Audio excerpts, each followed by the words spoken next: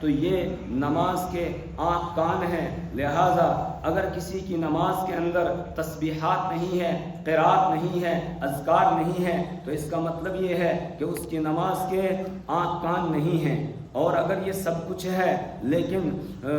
ان اذکار کے معنی نہیں سمجھتا ہے تو پھر اس کی نماز ایسی ہے کہ جس میں آنکھ تو ہے لیکن آنکھ میں دیکھنے کی طاقت نہیں ہے، کان تو ہیں لیکن کانوں میں سننے کی طاقت نہیں ہے۔ لہذا جو آدمی نماز کے اندر پڑھے جانے والے جو کلمات ہیں، جو اذکار ہیں، تسبیحات ہیں، ان کے معنی کو نہیں سمجھتا ہے تو اس کا مطلب یہ ہے اس کی نماز تو ہے لیکن وہ نماز اندھی ہے، وہ نماز اس کی بہری ہے۔ اس لیے ہمیں چاہیے ہم اپنی نمازوں کا جائزہ لیں اور نماز کے اندر کم سے کم جو نماز میں پڑھے جانے والے اذکار ہیں ان کے معنی کا تو ہم کو استحضار ہو، ان کا مطلب تو ہمیں معلوم ہو۔ ہم اللہ اکبر کر رہے ہیں تو پتہ ہو کہ اللہ اکبر کا مطلب کیا ہے، اور اس وقت ذہن و دماغ بھی حاضر ہو، اللہ اکبر کہتے ہوئے اس کا معنی ذہن کے اندر ہو۔ پھر جب ہم ہاتھ باندھ کے ثنا پڑھتے ہیں اس کا معنی ہمیں معلوم ہو، ہم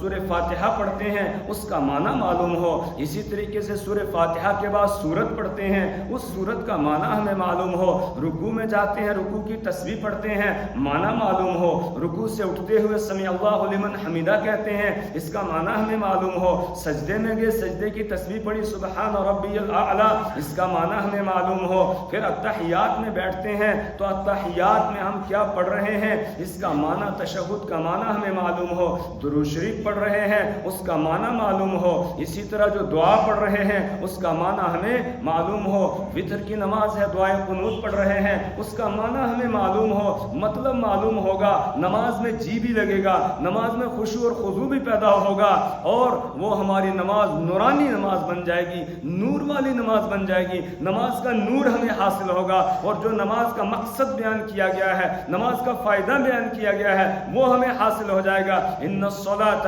تنہی عن الفحشاء والمنکر، یقیناً نماز بے حیائی اور برے کاموں سے روک دیتی ہے۔ ایک شخص کے بارے میں عرض کیا گیا کہ یا رسول اللہ صلی اللہ علیہ وسلم فلاں آدمی نماز بھی پڑھتا ہے چوری بھی کرتا ہے، رسول پاک صلی اللہ علیہ وسلم نے فرمایا اس کی نماز اس کو چوری کرنے سے روک دے گی، آج نہیں کل نہیں پرسوں اس کی نماز اس کو چوری کرنے سے روک دے گی۔ تو ہماری نماز ایسی ہو جو تمام برائیوں سے ہمیں روکنے والی ہو، یہ تب بنے گی جب نماز حقیقت میں نماز ہو۔ اس لیے نماز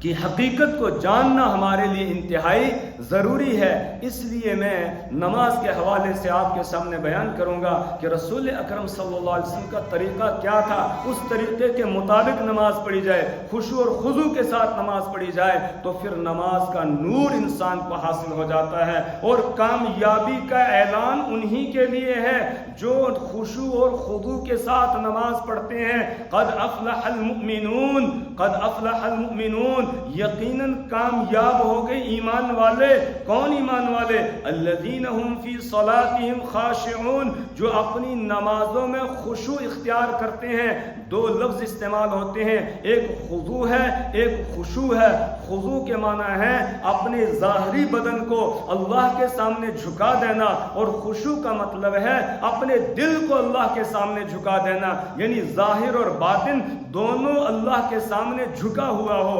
حضرت حکیم الامت حضرت مولانا اشرف علی صاحب تھانوی رحمہ اللہ کی ایک کتاب ہے احکام اسلام عقل کی نظر میں۔